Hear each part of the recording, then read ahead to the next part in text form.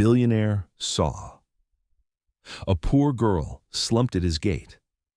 "Sir, my mom didn't come home on Christmas night." "Sir, my mom didn't come home on Christmas night." Her voice was smaller than the wind slipping through the pine trees. The billionaire stopped in his tracks on the snowy path, his gaze drawn to the small figure standing at the iron gate in front of his house. Wind lashed their faces like a warning. It was a bitterly cold night, dark, silent, and unforgiving. Snow sliced sideways through the freezing air, each flake sharp as a needle brushing bare skin. The streets of Snowbury lay frozen in silence. Shops were shut tight, sidewalks empty. Heavy gray clouds pressed low over rooftops as if trying to smother the whole town. Gracie Turner, a 9-year-old girl, had been wandering since dawn first stretched pale light over the hills. Her coat, an old hand-me-down of faded blue, threadbare from too many winters, offered little protection. Her boots were thin, soaked through with icy water. Her toes trembled with every step. Her blonde hair was tied loosely to one side, the strands stiffened by frost where they stuck to her red, chapped cheeks. Her lips were blue, her hands numb. She had walked for hours, searching, waiting, hoping. Her mother, Linda Turner, had not returned home after her Christmas Eve shift at the nursing home on the edge of town. In all the years she'd been a single mother, Linda had never once missed a Christmas morning. Never. But this year was different. Gracie had gone to the nursing home. Her mother wasn't there. Then she went to the small police station beside the post office. No one had seen her mother leave her shift. Then the bus stop by the pine woods. There was only snow, wind, and the creak of a metal sign twisting on its post. The wind stung her face until her eyes burned. Her small hands clutched her canvas backpack tighter. "Mom always comes home. She always comes back to me," she whispered, as if trying to convince herself. While sheltering in the corner of a building to escape a sharp gust, Gracie suddenly remembered something her mother had told her once during a quiet bedtime conversation. "If you're ever afraid, find a kind grown-up, or go to the big house on the hill to the north. The man who lives there is a good man." Gracie had never been there, but every night from their tiny apartment, she could see the warm yellow lights glowing in the mansion's windows. This Christmas Eve, with nowhere else left to go, she decided to head toward that snow-covered hill. The climb was steep and slick. Her little legs burned with exhaustion, then went numb from the cold. Gracie took one step at a time, her breath coming out in small clouds that vanished in the darkness. When the Whitaker estate finally came into view through the swirling snow, it looked like something out of a storybook. Tall iron gates, stone walls blanketed in thick snow, towering pine trees shuddering under the wind. She stood at the gate, looking up at the small camera mounted on the stone pillar. She didn't know if it could see her, didn't know if anyone was watching. A sudden gust knocked her off balance. She tried to steady herself, but her frozen legs had no strength left. Gracie sat down in front of the gate, hugged her knees, and curled into a tight ball to preserve what little warmth she had left. A faint sound stirred the air. The gate slowly opened, creaking loudly against the hush of the snow. A tall man appeared, wearing a thick charcoal coat, a gray scarf wrapped tightly around his neck. Thomas Whitaker, 50 years old, owner of the region's largest home appliance company, had been on his way to the annual Christmas party when he saw the child slumped at his gate. He dropped his leather briefcase into the snow. "Hey," his voice was rough and urgent. "Are you all right?" Gracie tried to stand, but her knees buckled. She pitched forward. Thomas lunged and caught her small frame before she hit the ground. He dropped to his knees, wrapping his coat around her. "Can you hear me?"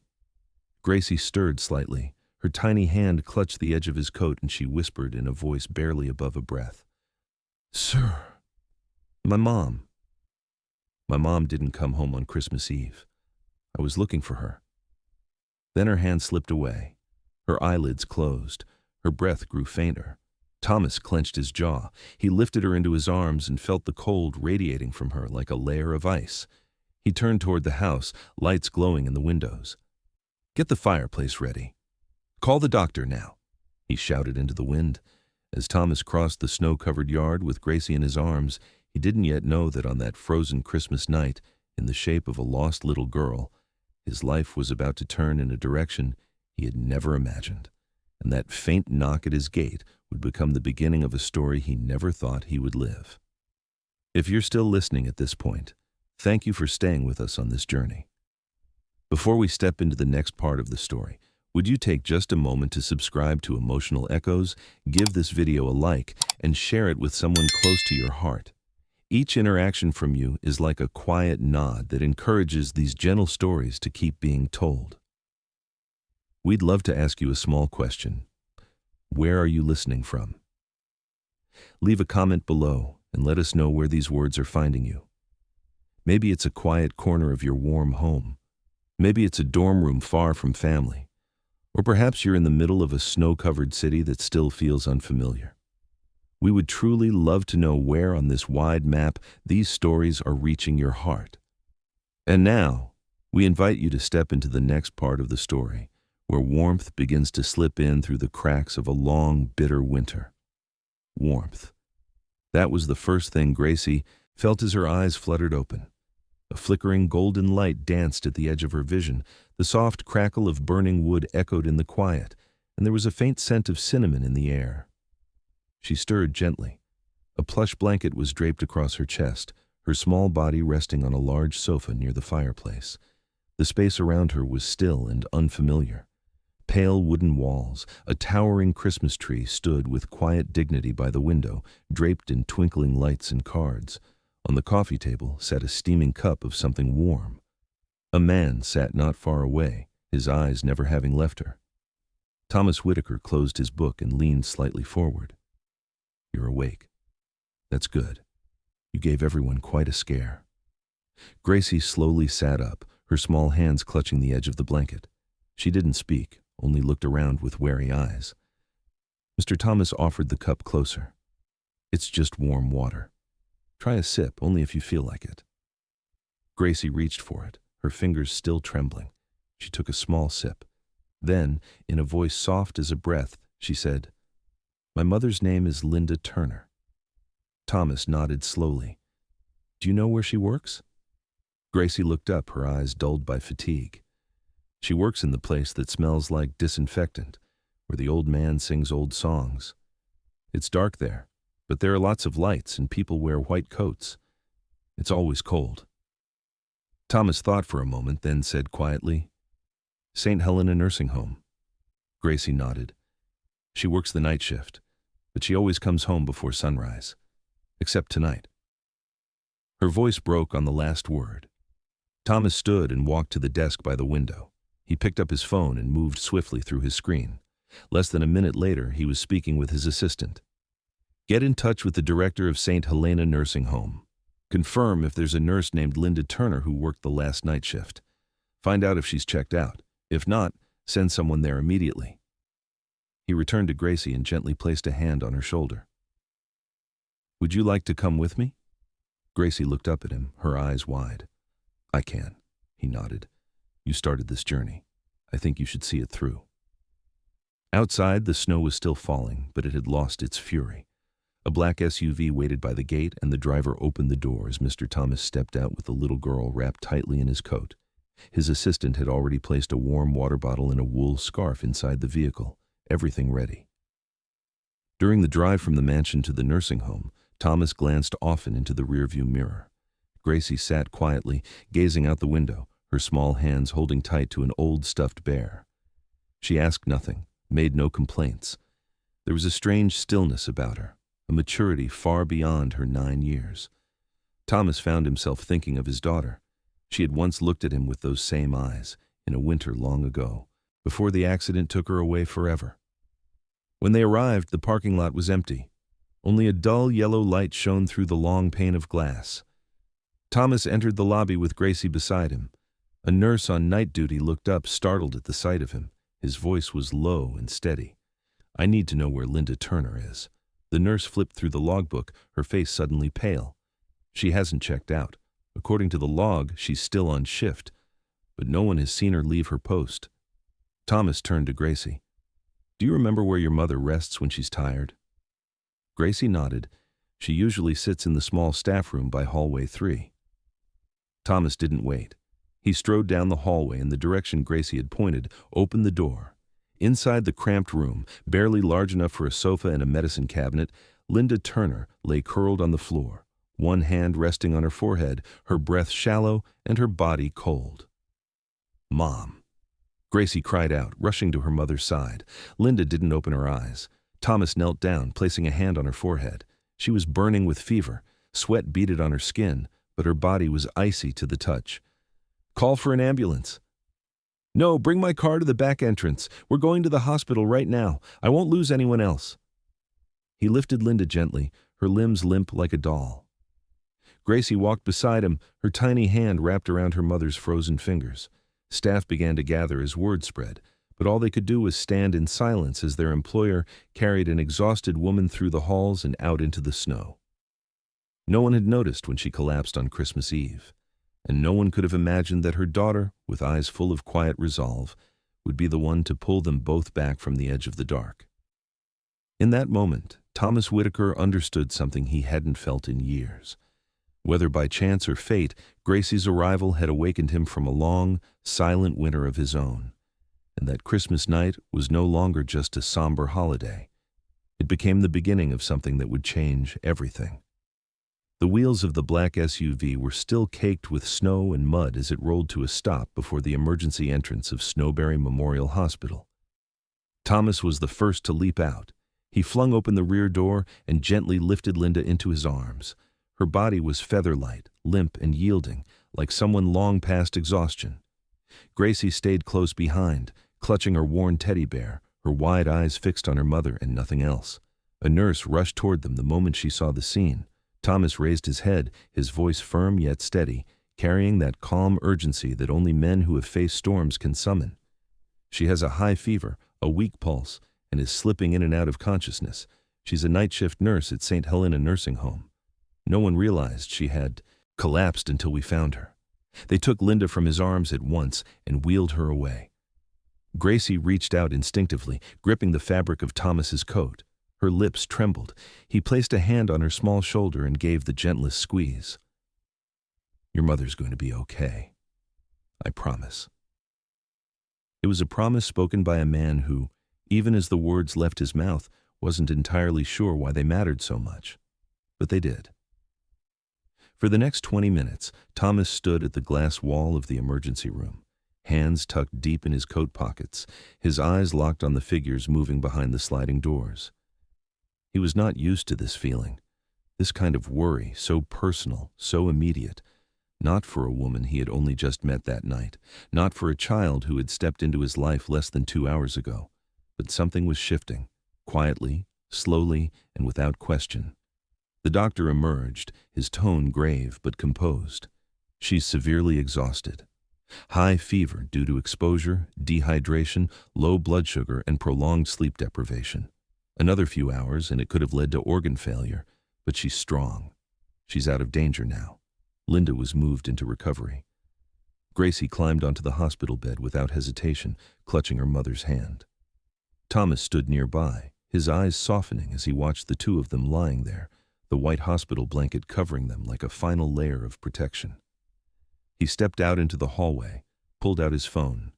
His voice, now stripped of gentleness, became sharp and measured.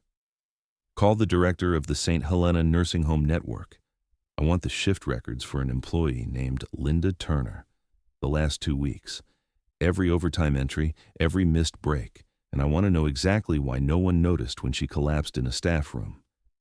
I want that report on my desk tonight." He ended the call without waiting for an answer. Thomas Whitaker had built his empire on logic, on margins, on quarterly reports and numbers that always added up.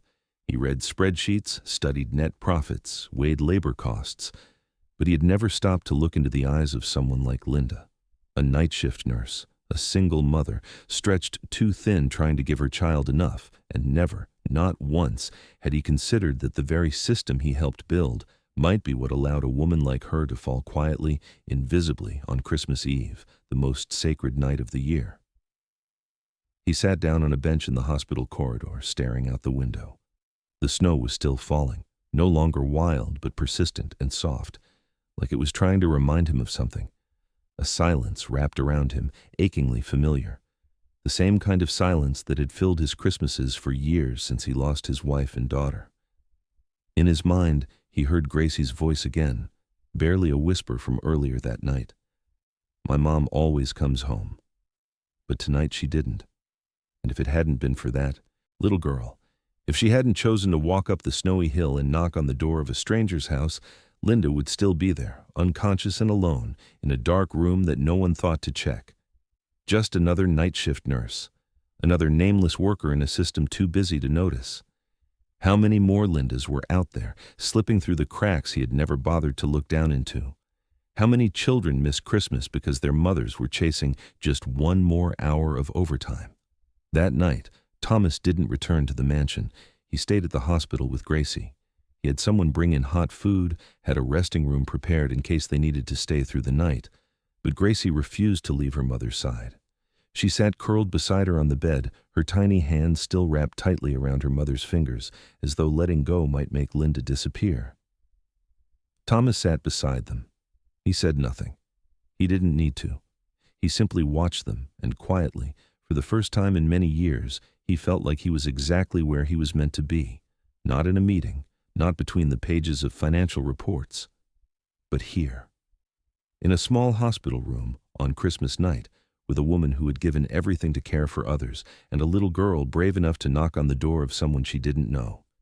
And in that hushed moment, beneath the weight of winter and years of solitude, something inside him began to move. Not loudly, not dramatically, just a small shift, like the faint beat of his own heart, reminding him he was still alive. Linda opened her eyes as a hazy light spilled softly into her vision. The sharp scent of antiseptic mingled with a faint trace of cinnamon floating from somewhere nearby, and a small hand was wrapped tightly around her own.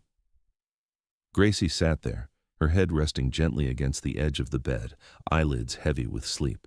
The soft glow of the bedside lamp cast a warm light across her face, and in that moment, the whole world seemed to pause, holding its breath. Linda blinked again, then spoke in a hoarse whisper. "Gracie." The little girl sprang upright, tears immediately welling in her eyes. "Mom, you're awake. You scared me so much." Linda tried to squeeze her daughter's hand, but her arm was still numb, distant, as if it didn't belong to her. She turned her head, scanning the room, and saw a man seated quietly at the foot of the bed, a paper coffee cup in his hand, his expression calm and unreadable. "Mr. Thomas."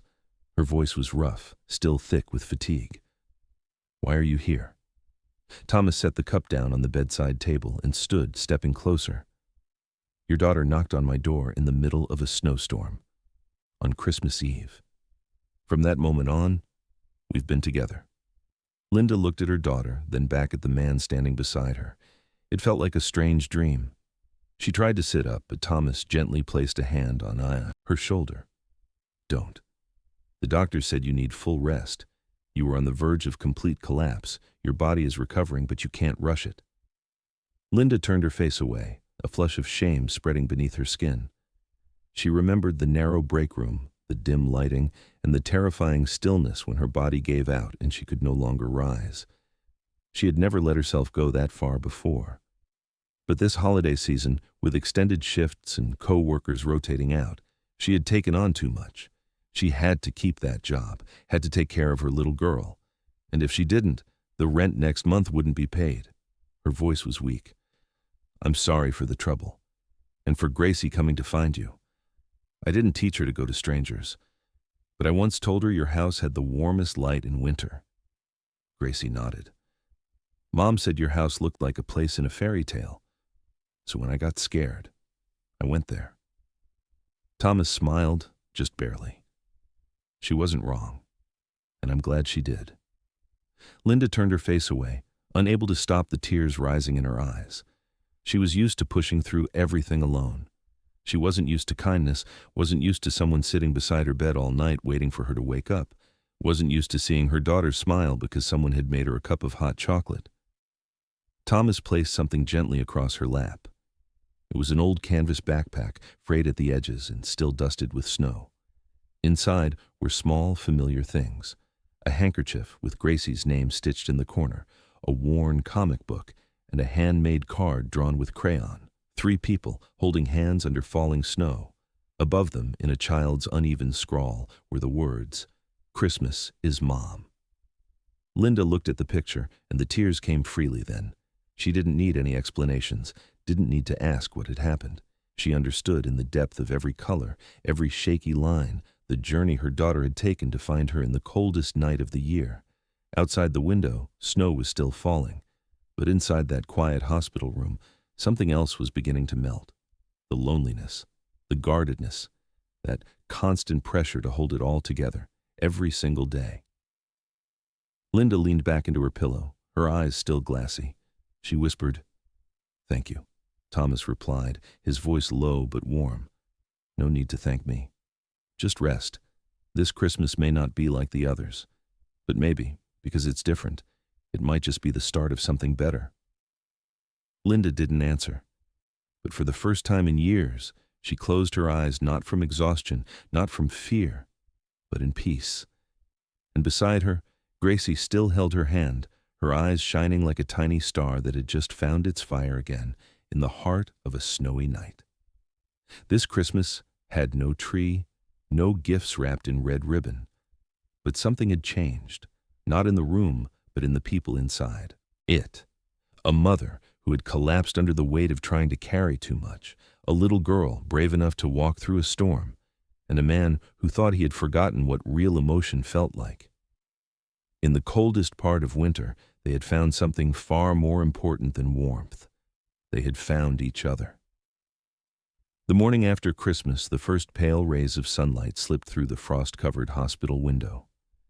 Thomas sat quietly in the stillness of the corridor, a cup of cold coffee in his hands, his gaze fixed ahead, though his eyes saw nothing. In his mind, the image still lingered: Linda, unconscious on the cramped floor of the staff break room, her face ghost pale, her eyes shut so tightly it had seemed that one more breath might carry her away for good. He had seen many things in his life: the collapse of markets, billion-dollar deals falling through at the last moment, but nothing, not a single one, had weighed on him the way that night had. Not because he was afraid of losing an employee, but because he had nearly lost a human being, a mother, a soul hanging on by threads, crushed beneath the weight of the very system he had helped create. He had always believed himself a man who saw everything, every figure, every dollar spent, every line on every quarterly report. But after witnessing Linda break under the strain of silent labor, and Gracie, a 9-year-old girl, brave enough to step into a snowstorm in search of her mother, Thomas realized something unshakable. He had seen too much, and yet missed the things that mattered most. He stood suddenly, pulled out his phone, and began making calls. His voice was firm, sharp, giving no room for hesitation. "I want a full report of the last 3 months of night shift schedules at St. Helena Nursing Home. Every staff member who worked consecutive shifts, every overtime request, every break that was cut short, and every case of unreported exhaustion. I want the financial breakdown of any existing internal relief funds. Then, contact Human Resources at the main office." His next call was to the Chief Operating Officer. He ordered an emergency system-wide meeting for the following morning. No delays. When his assistant asked for a reason, he gave only one sentence: "Because someone nearly died while we were eating Christmas dinner." He returned to the hospital room. Gracie was asleep in a chair beside the bed, her head resting against a pillow. Linda remained still, but color had returned to her cheeks. Her breathing was even. Thomas sat down beside her. He said nothing. He just stayed. For a long time, what filled him was not guilt, not regret. It was awakening, as if a curtain had finally been pulled away from his eyes. The next morning, at Whitaker Corporation headquarters, the large conference room was filled to capacity. Regional directors, department heads, plant managers, all present. Thomas entered precisely on time, not a second late. His face was solemn. There were no prepared speeches, no slides, no charts, no numbers. He simply stood in the center of the room and began with one quiet sentence. "I let someone fall, and I didn't even know it." Every head turned toward him. No one understood. Then Thomas told them everything. About the knock at his door during the Christmas snowstorm. About a little girl, alone and afraid, looking for her mother. About finding Linda unconscious in a room no one thought to check. About the night shifts that never ended. The single mothers working themselves to the edge in silence. And when he finished, he delivered a decision that brought the entire room to a halt. Starting today, The entire Whitaker system will adopt new labor policies. No shift may exceed 10 hours. After every 4 hours of work, a 15-minute break will be mandatory. All night shift staff will receive regular health evaluations. An emergency support fund will be created by the end of this week for employees facing medical or family crises. And lastly, single parents across all departments will be granted scheduling flexibility, with priority given to shifts that allow them to be present for their children. No one spoke at first. Then slowly, heads began to nod. A few shoulders lifted, as if something heavy and long carried had suddenly eased. Thomas knew this was only a beginning, but it was the right one. As he left the meeting, he paused in front of the large board that held the company's staff portraits. Rows and rows of faces, hundreds of people, each one with a story. He could not know them all. Not yet, but he would never again allow himself the comfort of ignorance, because on Christmas night he had seen enough, and because of a little girl who knocked on his door with nothing but hope and a heart full of courage, he now understood what he could no longer look away from. It wasn't profit. It was people. 3 days after Christmas, snow still lay thick over the rooftops of Snowbury, cloaking the town in a silent, pristine white blanket. That afternoon, Linda was discharged from the hospital. Her body was still weak, but her spirit had begun to mend. Contrary to what she had expected, Thomas did not take them back to the cramped apartment complex in the crowded southern quarter of town. Instead, the black SUV turned once more onto the winding hill road, leading mother and daughter back to the warm-lit mansion that Gracie once called the fairy tale house. Linda sat in the back seat, a soft wool scarf wrapped loosely around her neck, her hand gently holding Gracie's. She had hesitated when Thomas suggested they stay at the estate until she was fully recovered, but Gracie had shown no hesitation at all. Her eyes had lit up, and her lips had whispered the same words she had spoken that frozen night. "I want to go back to the house with the warm light."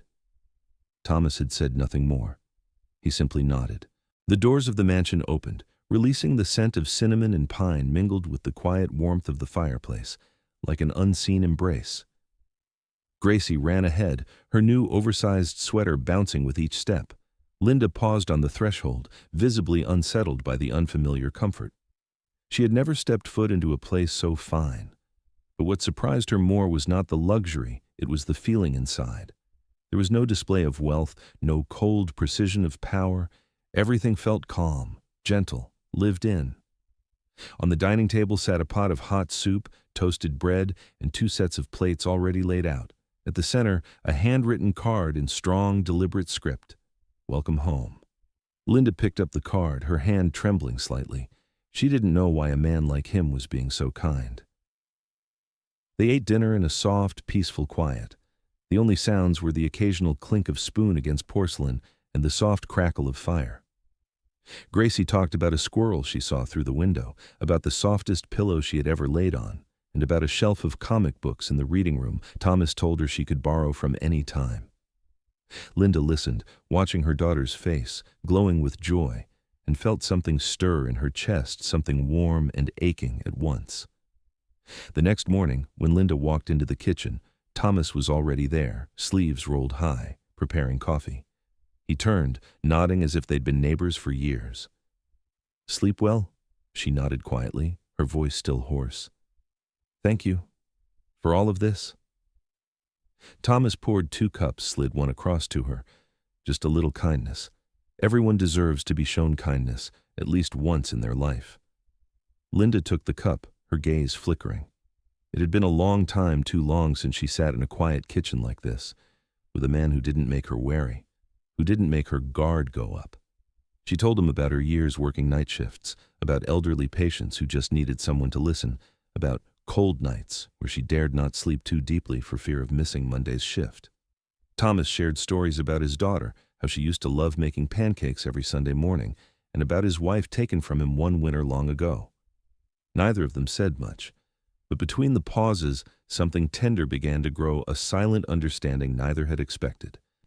Gracie, meanwhile, had quickly become the heart of the house. She was the center of every small gathering. The housekeeper brought her a tiny chair, just her size, at the table. Thomas's personal assistant sent a box of crayons and fresh drawing paper. and Thomas himself, whenever he passed the sitting room, would pause to lean over her shoulder and ask with complete sincerity, "What's today's picture?" Gracie would shrug. "A house in the snow, with me and Mommy, and you. What are you called in fairy tales?" Thomas gave a small smile. "Maybe Warm Coat Man." From that day on, she called him that. Linda tried to correct her, but Thomas only laughed and said it was the finest title he'd ever been given. The days passed quietly in the mansion, not many, but just enough to begin soft, lasting changes. Linda smiled more often, Gracie slept more soundly, and Thomas, when no one was looking, would watch the two of them with a tenderness even he did not yet fully recognize. One afternoon, Linda found a small red coat, carefully folded in the guest room wardrobe. On the inside, stitched in golden thread, was the name Gracie. When she asked about it, the housekeeper smiled. He had it made the day she arrived. Linda stood for a long moment, her fingers gently tracing the embroidery, and in the brilliant light pouring through the windows, she understood sometimes kindness needs no explanation. It arrives like the first snow of the season, quietly, gently, but powerful enough to melt even the longest winter held in someone's heart. As the year drew to a close, the town of Snowbury welcomed its grandest Christmas festival in a decade. From the early morning hours, the central square glowed with strings of lights. Booths lined the streets, music echoed in the air, and children's laughter danced like snowflakes across the cobblestones. Gracie wore her red coat, the one with her name stitched in gold thread, the one Warm Coat Man had specially made for her and held tightly to her mother's hand, her eyes gleaming with wonder. Linda smiled, her heart stirring with an unfamiliar feeling. How long had it been since she'd had a morning without rushing, without a shift to cover, without exhaustion heavy on her shoulders?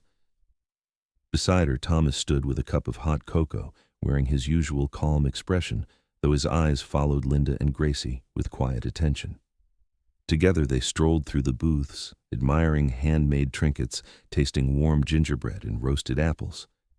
Gracie wanted to stop at every corner, asking questions about everything from the glass snow globes to a tiny wooden flute that sounded like a bird. Each time she pointed at something, Thomas would lean down and listen patiently, sometimes tilting his head with mock seriousness before smiling and saying, "We'll come back to that, all right?" By midday, the Christmas parade began. The crowd gathered tightly in the square, church bells ringing from the tower. Just then, Linda turned to Thomas and asked if he could keep an eye on Gracie while she went to get food. "Just a few minutes," she said. But when she returned, Thomas stood motionless in the crowd, his expression unsettled. "Where's Gracie?" Linda asked, her voice taut as wire. Thomas looked around, confusion flashing in his eyes. "She was right here." She was just then I turned for a second to greet someone. Linda didn't wait. She plunged into the crowd, calling Gracie's name, her voice breaking as the wind pushed hard against her face. Thomas pulled out his phone and called the festival's security team, then notified local police. A loudspeaker announcement followed soon after, requesting calm and asking for assistance in locating a missing 9-year-old girl in a red coat, blonde hair, named Gracie. Linda searched the square with frantic steps, her hands cold despite the sweat. In her mind, hundreds of terrible possibilities crashed in waves. Thomas moved in the opposite direction, scanning every child's face. In his hand, he still held one of Gracie's gloves. She had dropped it while slipping away. He hadn't told Linda. He had noticed earlier that Gracie no longer had her teddy bear, and he had begun to worry. Now, he feared he had been right. Down a narrow alley behind the church, where the lights didn't reach, stood a small wooden awning. Beneath it, a tiny figure sat curled up. Thomas moved quickly, breath catching in the cold, and then he saw it. The red coat. Gracie sat on the cold stone ground, holding a small wooden box wrapped in newspaper and tied with handmade ribbon. Her shoulders shook as she cried. He knelt beside her, gently placing a hand on her shoulder. "What are you doing out here, sweetheart?" "I'm sorry," she sobbed. "I didn't mean to run away. I wanted to find a Christmas gift for Mommy. Someone said there was an old lady at the end of the alley who sells handmade things for cheap, and I thought if I found something really special, she'd be happy." Thomas looked at the gift in her lap, a small weathered picture frame, cleaned and polished with care. Inside it, a handmade card drawn in crayon. 3 people, hand in hand, standing under snowfall. At the bottom, in shaky handwriting, "My family." He didn't say a word. He just pulled her close, held her tight, as if letting go might let her disappear again. Gracie buried her face into his shoulder. "I was scared she'd be sad if I didn't get her anything," Thomas whispered. "There's nothing in the world more precious than you, Gracie. Come on, let's go back to your mom. She's out of her mind with worry." When they stepped out from the alley, Linda was already running toward them, her hair undone, her eyes wild with fear. She dropped to her knees the moment she saw her daughter, wrapping her arms around her and holding on as if the world might slip away. "I'm sorry, Mommy. I just wanted to find you a present." Linda clung to her, tears spilling freely. "You are my present, baby. I don't need anything else." Thomas stood behind them, quietly wiping the cold sweat from his brow as the police nodded and signaled that all was well. That night, as Christmas fireworks bloomed along the horizon, the 3 of them sat together on a wooden bench near the frozen lake. Gracie lay nestled against her mother's shoulder. Linda leaned gently against Thomas. Around them, laughter and lights sparkled through the evening air. None of them spoke. They didn't need to. They simply sat there, warm and close, because they knew no matter how far they ever drifted from one another, as long as there was love, they would always find their way back. Snow fell softly through the night, blanketing the town of Snowbury in a layer of velvet white that quieted every sound and softened every edge. By morning, Thomas's estate remained wrapped in that hush of winter calm, broken only by the scent of fresh-baked pastries and the gentle hiss of a kettle rising on the stove. Linda woke in the guest room on the 2nd floor, the faint light filtering through the curtains, warming the remnants of emotion still lingering from the night before. She lay still for a moment, eyes resting on the small bed beside her, where Gracie slept soundly, arms wrapped around the gift box she had clutched all night long. Linda didn't wake her. She rose quietly, slipped on a robe, and made her way downstairs. Thomas was already in the kitchen, sleeves rolled high as he flipped batter on the griddle.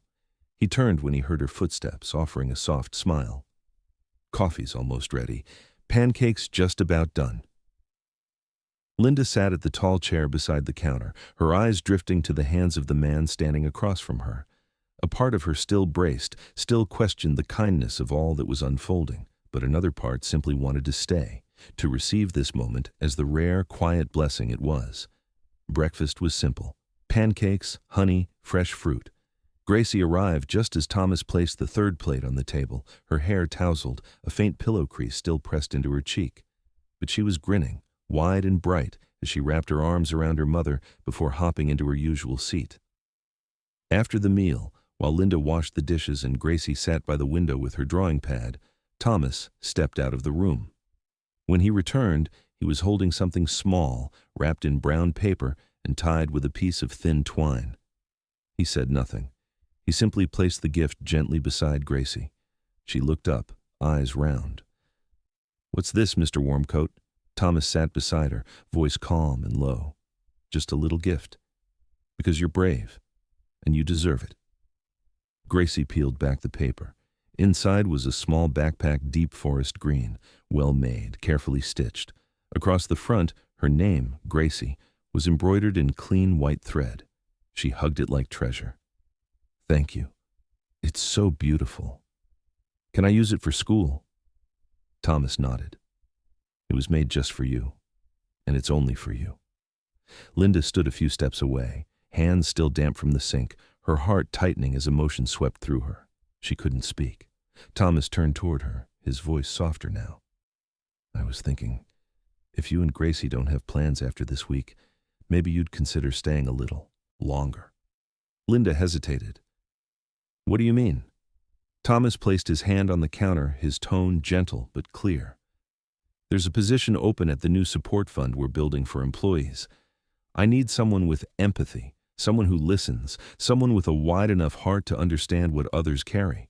I can't think of anyone better. The hours are flexible, the pay is steady, no more night shifts. You could walk Gracie to school every morning."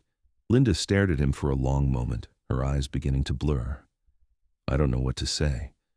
I never thought someone like me belonged in a place like this." Thomas shook his head slowly. You're exactly the kind of person the world needs more of. He paused, then added quietly, honestly, and if one day you and Gracie ever wanted to call this place home, I think I could find a little corner to make that happen. Linda covered her mouth, overcome. There was no proposal, no ring, no flowers, just a simple invitation. But it was the most genuine thing she had ever heard. Gracie piped up, unaware she had spoken for them both. If we live here, I get pancakes every morning, and I have a new backpack too. Linda laughed through her tears. She nodded not with words, but by reaching across the table and taking Thomas's hand in both of hers.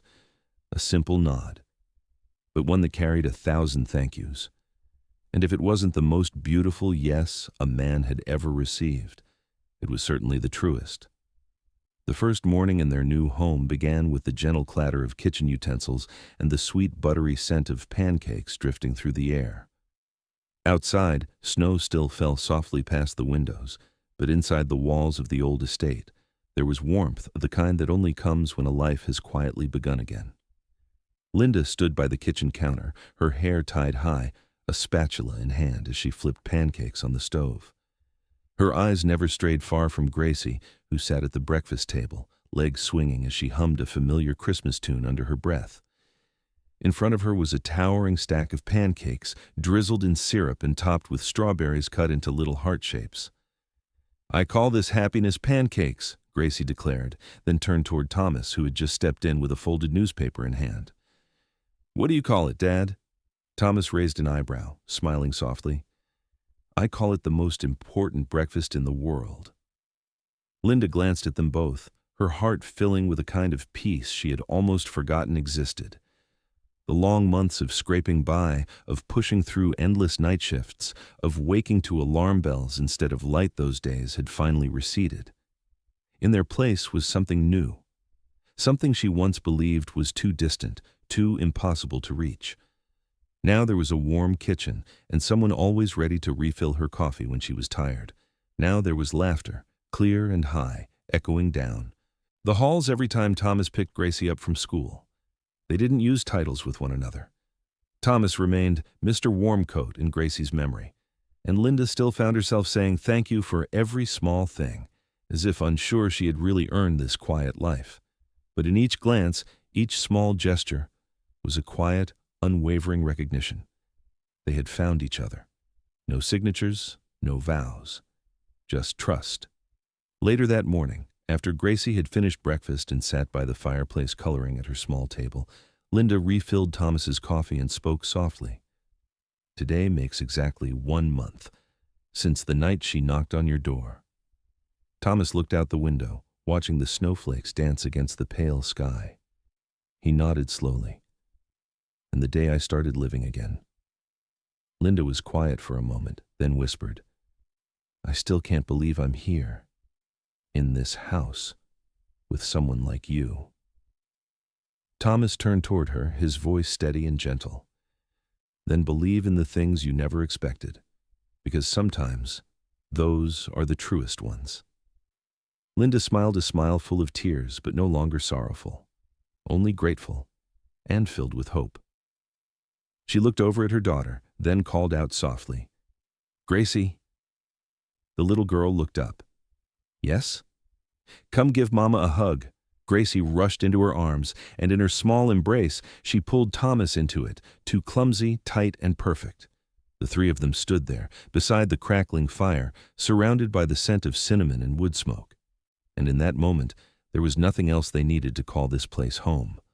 On the table, the last pancake, just one neat slice, had been carefully set aside on a small plate.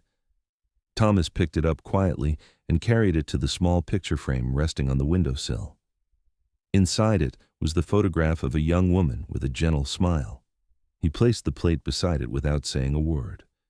But in his heart, he knew. She was smiling too. Somewhere, watching him finally find his way back, not back to a house, but to a place where laughter lived, where warmth waited, where two hearts had taught him how to love again. That night, long after the last lights in the town had gone dim and snow had draped the rooftops in thick, silent folds, The warmth inside the Whitaker estate remained steady and alive.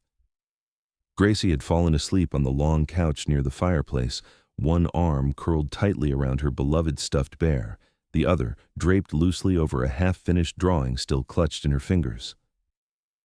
Thomas sat nearby in an old armchair, unmoving, his silhouette bathed in the flickering amber light of the fire. The flames cast soft shadows along his face, tracing every quiet line at the corner of his eyes, the edge of his mouth markings etched not just by time, but by the kind of solitude that stretches across years. Linda had retreated to her room for the night, leaving the living room hushed, with only the sound of crackling wood and the slow exhale of warmth seeping into skin long accustomed to the chill of loneliness. He let the book on his lap fall closed without turning another page. His eyes were not drawn to words tonight. They were drawn to her, Gracie breathing softly in the stillness, her small features lit by the fire's glow, her lips parted in sleep as if whispering her way through a peaceful dream. And as Thomas looked at her, something old stirred in his chest, something he had locked away so long ago he'd almost forgotten its shape, a memory of Amelia, his wife, the woman he had promised a lifetime to and who had been taken far too soon. It had been nearly a decade since that night, since the sudden accident, since that sharp, distant voice over the phone in the middle of a storm had shattered the world he knew, since he stood in the hallway of a hospital, hands gripping nothing but air, nothing but the absence of her. He remembered her eyes most of all, eyes that held oceans whether she was laughing or scolding him, eyes that never stopped being kind. She loved children. He remembered how she would lean in to talk to strangers' toddlers in the park as if they had known each other in another life. When they were younger, they used to talk about having a child, about names, about late-night diaper changes, about who would be the one to stay up. But work swept them up. Ambition stole their time. He had said again and again, not yet, not now. And then there was no more time. After she was gone, Thomas threw himself into building into towering walls of business and success that no one could climb. He bought everything that could be bought. He invested in everything that might yield return. But not once did he invest in peace. Until the night the gate opened, until a little girl stood shivering in the snow and whispered, "My mom didn't come home." Since that moment, everything had begun to shift. As he watched Gracie sleep, he realized something startling. She had Amelia's smile, not in the shape of her face, but in the trust it carried, that open, fearless kind of trust, the way she looked at him not as a stranger, but as if he were someone capable of making the world feel safe again, the way Amelia once looked at him. Thomas's eyes grew wet, but he didn't wipe them. This pain, long familiar, was no longer sharp. It was warm now somehow, softened. It felt like Amelia had never truly left, as if she'd simply waited, watching, until the right moment to come back not as herself, but in the form of a mother and her child. He leaned forward gently and tucked the blanket up over Gracie's shoulder, careful not to wake her. Then he sat back, reaching for the small photo frame on the table beside him. In it, Amelia's gentle smile gazed back at him through time. "I thought I lost you forever," he whispered. "But maybe you're the one who sent them. Here. To remind me that this world still needs love, and that a heart, no matter how old, can still open again." The fire popped, a long glowing spark shooting into the hearth. Gracie stirred, murmuring something in her sleep, then stilled again, safe beneath the blanket. Thomas stayed where he was, fingers wrapped gently around the edge of the photo. His gaze no longer looked backward. It was facing the morning to come, a morning where there would be pancakes, where a little girl would run out to the yard with a backpack embroidered with her name, and where laughter, hers, Linda's, his might finally echo in a home he had once believed would always remain silent. He sat with that thought, with the warmth of it, letting it settle deep, not in the walls, but in his heart. That morning, just as Thomas was getting ready to leave the house for the office, he noticed a small folded piece of paper placed carefully at the center of the dining table. It was decorated with crayon colors and a few shiny star stickers, clearly the work of small, eager hands. On the front, in soft pencil strokes with slightly uneven letters, it read, "To Mr. Warmcoat, from Gracie. He smiled quietly and tucked it into the pocket of his coat, thinking he'd read it later when the day allowed for a slower moment. But as he settled into the car and the winter breeze brushed against the edge of the windshield, he was pulled back to that night Christmas Eve, a knock on the door, a little girl's voice breaking through the snow. He reached into his coat and unfolded the letter right then, in the pale light of morning. The handwriting was shaky, with a few crossed-out words and smudges along the way, but each line touched something deep and unspoken within him. Dear Mr. Warmcoat, today I saw my mom smile at breakfast. My mom doesn't smile much, but here, she smiles a lot. I smile a lot too. Did you know I used to think Christmas was only fun for rich people? But this year I got to eat yummy cookies and watch movies with Mom and with you, and I even have a new teddy bear. You're kind to my mom. That's why I'm writing this letter to say thank you. I'm not good at writing, but Mom says when you're grateful, you should say it out loud. I saw you looking sad at the picture of the pretty lady. Did she used to make you happy? If she knew me and Mom were here, I think maybe she'd smile too. I hope you're not too sad anymore. Because if you're sad, I'll be sad too. I don't have a dad. But if I could choose, I'd want my dad to be like you. Thank you for opening the door that night. If you hadn't, I don't think Mom would still be here. I don't know what the future will be, but if I can, I hope I get to stay here a little longer. Just a little bit more is enough. Truly, Gracie.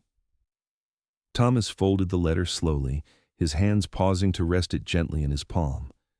A single tear, hot and full, slipped quietly down his cheek. It wasn't sorrow that moved through him, but something deeper, something wordless. It was love, the kind that arrives without demand or condition, the kind a child gives freely, unguarded, a kind he hadn't known he would ever feel again. He said nothing about the letter to Linda throughout the day. Later, while she was upstairs and the house had returned to its soft quiet, he placed it on the small bedside table next to her half-finished book and a cooling cup of chamomile tea. He said nothing. When Linda returned to her room and noticed the folded paper, she assumed it was one of Gracie's usual drawings. Smiling, she opened it casually. But line by line, the smile faded into something quieter. The more she read, the more her hands began to tremble. By the time she reached the final sentence, her breath caught in her chest. She pressed her palms to her face, shoulders shaking in a silence so full it felt like a prayer. These tears weren't the kind that came from pain. They came from something sacred. To be seen, to be loved, to be held in the light of someone's kindness after spending so long in the shadows. Gracie, unaware of what her letter had stirred in the hearts of two adults, skipped into the kitchen, hugging her new teddy bear close and cheerfully chattering about her day at school. Linda wiped her face quickly, pulling herself together in time to greet her daughter with a smile that still shimmered with tears. Thomas stayed seated in the armchair nearby, quietly watching them both. His hand rested gently over the pocket of his coat, where he now kept a copy of Gracie's letter folded with care. He didn't need anyone to define his place in their lives. He didn't need a title or a name, a crayon drawing, a penciled note, a child's voice calling him Mr. Warmcoat. That was more than enough. In that moment, the three of them didn't say much. They didn't need to, because some silences speak louder than words, and this one held everything a home ever needs to carry: understanding, love, and gratitude for still being here, for having found each other, and for simply, gently, still belonging. That Christmas Eve, the grand hall of Whitaker Corporation shimmered under a canopy of warm lights, like a dream stitched together by winter's hush and candlelit hope. Beneath the towering glass dome, chandeliers of crystal caught the glow of golden bulbs, scattering soft halos across the polished marble floor. Gentle music floated in the air, wrapping itself around the sound of quiet laughter, of glasses clinking wine for some, hot cocoa for others. There was elegance, yes, but also a stillness underneath it all, as if everyone present sensed that something different was about to unfold. This wasn't just the annual year-end celebration. Tonight, something more was coming. Because Thomas had said so himself, he had a story to share. The podium stood ready at the front of the room, beneath a wide screen that had just finished playing Moments from the Year Gone By. Then, the screen faded into a quiet image. A child's drawing, done in waxy crayon strokes, 3 figures holding hands under falling snow. A tall man, a woman with long hair, and a little girl in a red coat. The simplicity of it hushed the room more effectively than any announcement could. Thomas walked onto the stage, no speech in hand, no data slides behind him. Just himself, in a simple gray vest, eyes steady and warm.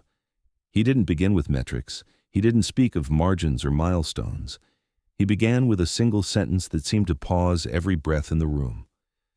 I used to think my success was measured in numbers until one snowy night a little girl stood at my gate and asked me, "My mom's not coming home tonight. Can you help me?"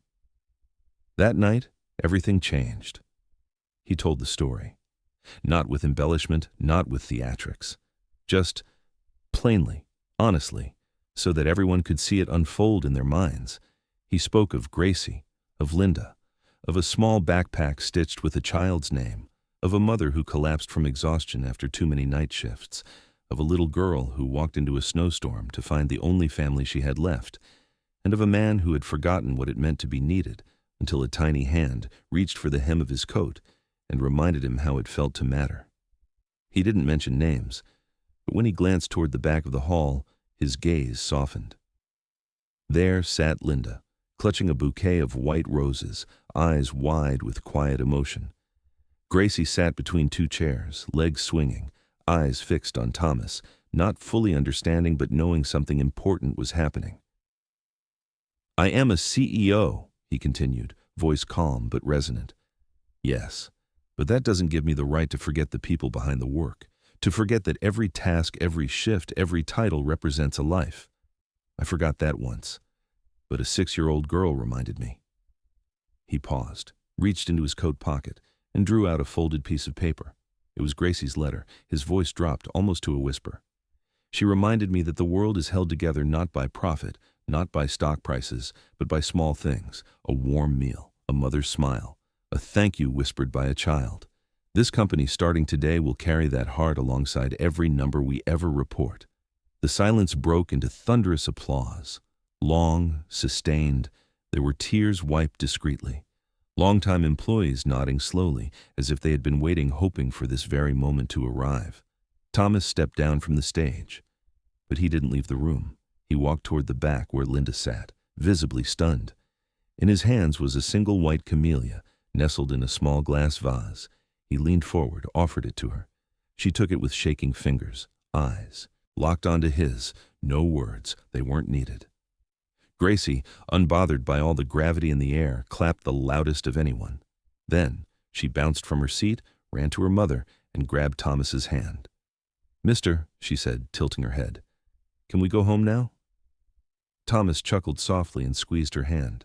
"Yes," he said, with a smile that reached every tired corner of his soul. "Let's go home."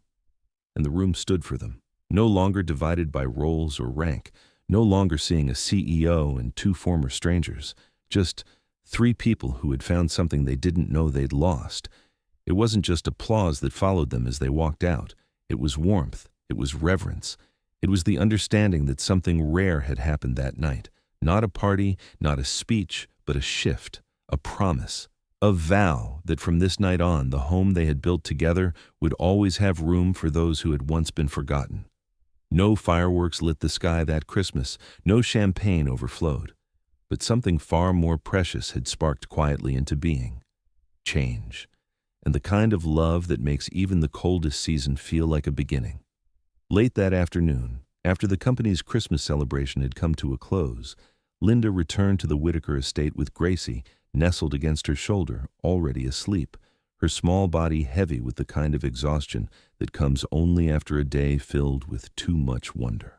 Thomas had remained behind for a meeting with the executive board, but before parting, he had gently reminded her that the house was theirs as much as his, that she needn't ask or hesitate, that every door, every warmth, every comfort was meant to be shared. Now the grand house stood quiet, wrapped in that peculiar winter stillness that feels less like silence and more like the sound of snow breathing outside the windows. The lights in the hallway glowed a soft amber, casting long shadows along the floor as Linda walked softly, holding her sleeping child close. She carried Gracie upstairs, tucked her beneath the covers, kissed her forehead, and stood there for a moment, listening to the rhythm of her daughter's breathing before gently pulling the door shut. The hallway on the second floor felt different now, quieter, deeper, as if it held its own breath. Linda's steps slowed. She wasn't sure why, but something compelled her forward. Then her eyes landed on a door. It was white, unmarked, with a slightly faded handle that had dulled with time. Unlike the other rooms, this one seemed untouched, not forgotten but preserved. She paused, her hand hovering over the knob, heart hesitant. Then slowly, quietly, she pushed the door open. The room opened into a hush. Soft light filtered in through a wide window, glowing faint against the snowy garden beyond. But Linda didn't need to look out. She felt it the moment she crossed the threshold. This was not just a room. This was memory. Drawings lined the walls, framed carefully in glass childlike figures, animals, hearts, and stars, the kind of art no parent ever truly lets go of. A small table sat in the corner, scattered with markers long dried out. A worn teddy bear rested on a rocking chair, facing the window. A bed with a pale pink quilt sat untouched, its lamp shaped like a moon still perched by the headboard. A bookshelf stood against one wall, most of its titles fairy tales and picture books, some still marked with postcards and ticket stubs. Everything in the room radiated gentleness, but not the joyful kind, the kind that aches quietly in the chest. Linda moved slowly, reverently. Her fingers brushed the edge of the desk, then the spine of a book whose inside cover bore the name in pencil. Emily Whitaker. She whispered the name silently, lips not moving, and in that moment, she understood. This was Emily's room. Thomas had never spoken of her in detail, only glances, pauses, a shift in his eyes when a child laughed nearby. Now she saw it. Not just the past, but how it had been preserved with such tender devotion. A life held still, untouched by time, guarded by silence.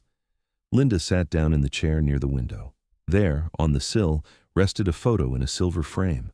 A girl, perhaps 8 years old, with soft brown curls and large eyes that mirrored Thomas's exactly.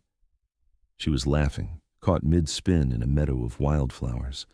The picture had faded at the corners, but the warmth within it was untouched. Linda held the frame, not to study it, but to feel it, as though the glass itself carried some trace of the girl's presence. She didn't cry. There were no tears in that moment, just a long, deep stillness. Her hand rested over her heart, as though to align her pulse with the breath of the room. She knew now that this was how Thomas had held on to his daughter. Quietly. Not in grief, but in keeping. He hadn't shut the door to forget. He had left it open for her to stay. When Linda rose to leave, the door behind her opened soundlessly.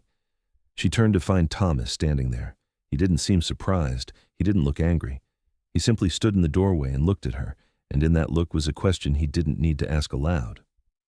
"You saw," Linda nodded. Thomas stepped into the room and walked over to the small desk.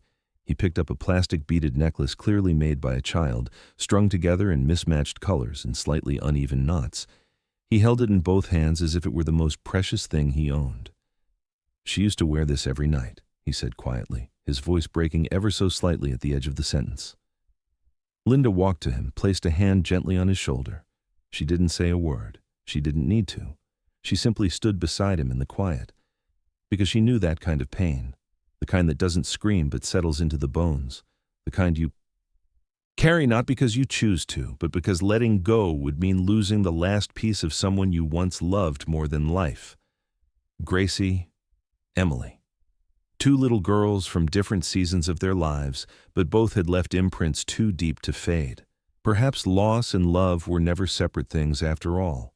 Perhaps the only way to carry one is to cradle the other just as tightly. And so they stood, not speaking, in a room that still remembered the laughter of a child. 2 people whose grief had carved the same hollow in their hearts, not to be filled, but to be understood. That night, as Thomas gently closed the door to Emily's room, he stood still for a long moment, looking at Linda. She didn't ask questions. She didn't search for words. She simply reached out and took his hand. It wasn't a promise. It wasn't consolation. It was something quieter and deeper, a silent acknowledgement. I see you, and I'm here. Neither of them said anything more, but in that quiet, once empty house, something had begun to mend. Not a past erased or forgotten, but a memory that had finally opened a path toward life again. Two people who had long ago sealed off parts of their hearts had found in one another a place to lean, not in grand declarations, but in quiet presence. A new chapter beginning, not with fireworks, but with a little courage and a great deal of kindness. The next morning, frost still clung to the windows like lace, and the sun had barely risen beyond the ridge of pine trees when the kitchen of the Whitaker estate was already echoing with laughter. Gracie stood proudly on a tall wooden stool, bundled in an oversized apron printed with a cartoon reindeer and sunglasses, clutching a wooden spoon like a knight preparing for battle. She stirred the batter with intense concentration, her lips pursed in determination, as if she were crafting a royal feast. Beside her stood Thomas, shirt sleeves rolled above his elbows, slyly tipping a little more sugar into the bowl when she wasn't looking. He leaned in, his voice low and conspiratorial, sharing a secret of the highest importance that a little extra sweetness made the pancakes better, but it had to stay just between them. Gracie's eyes widened in solemn agreement, and she leaned toward him to whisper back that she planned to sneak in some strawberry syrup too, but he had to promise not to tell her mother. Linda, walking in from the living room, paused in the doorway, arms folded, her mouth curved in an almost hidden smile. She watched the pair, one small, one grown, both dusted in flour and glowing with a kind of shared mischief, as though she were witnessing some rare magic forming in the heart of winter. No one said anything for a while.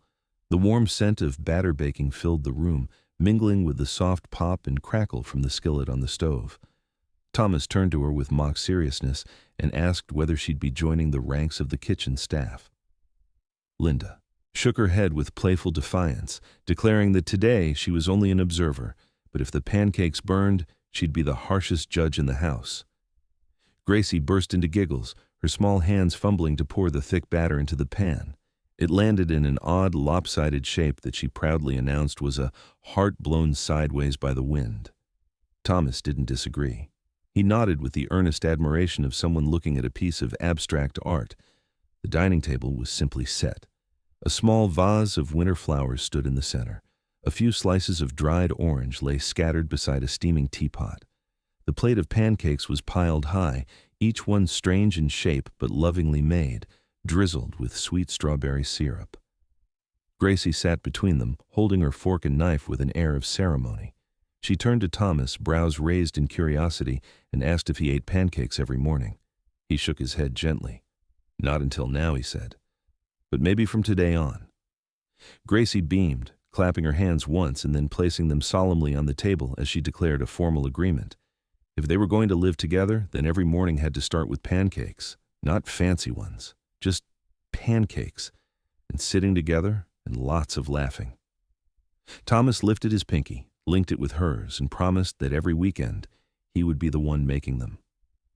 Linda watched them, a small ache rising behind her ribs. Her eyes stung, and she wasn't sure if it was from the chopped onions on her plate or something deeper, something softer. She had never imagined that a morning like this, so ordinary, so full of quiet joy, could make her feel so whole. There were no alarm bells, no night shifts, no unpaid prescriptions or overdue rent, just golden light spilling through the curtains, the delicate clinking of silverware, and the sweet laughter of a little girl who no longer had to wonder where she belonged. And in that warmth, as the snow melted slowly from the edges of the windows, they began something new. Not a perfect life, but a true one.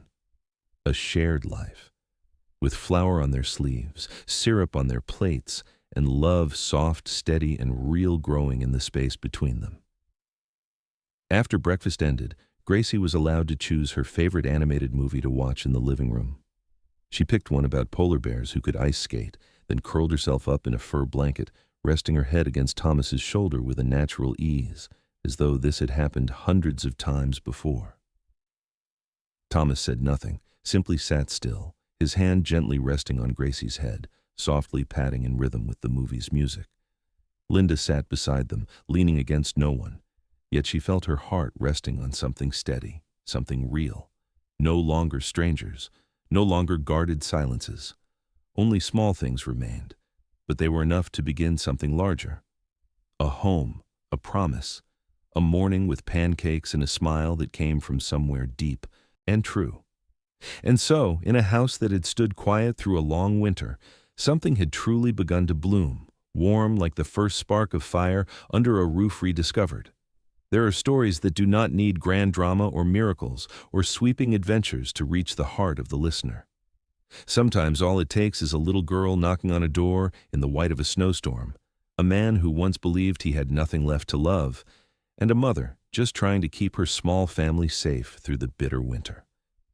The story of Gracie, Linda, and Thomas began with a trembling whisper in the midst of a blizzard.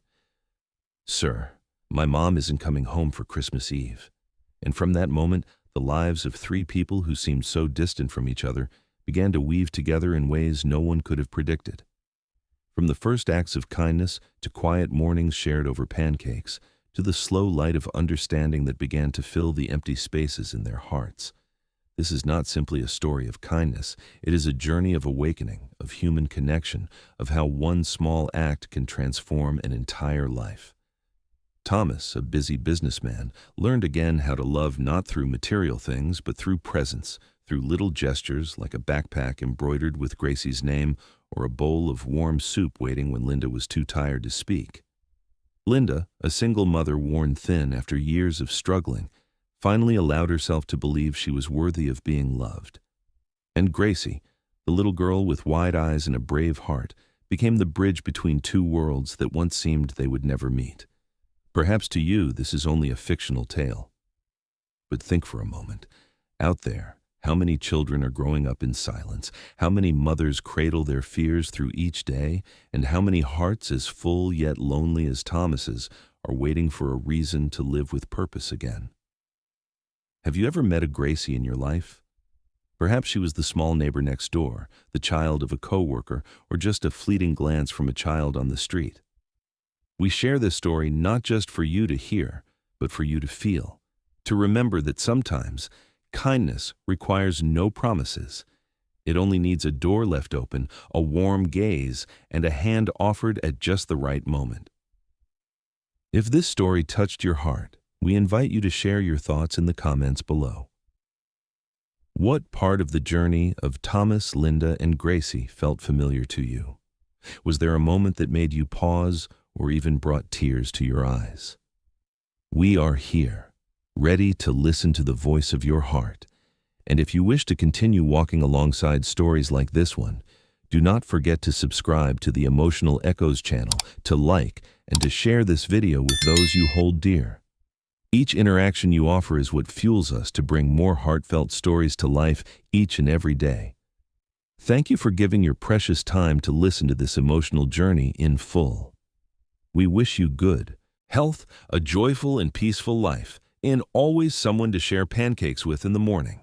Until next time, from all of us at Emotional Echoes, goodbye, and may you have a truly wonderful day.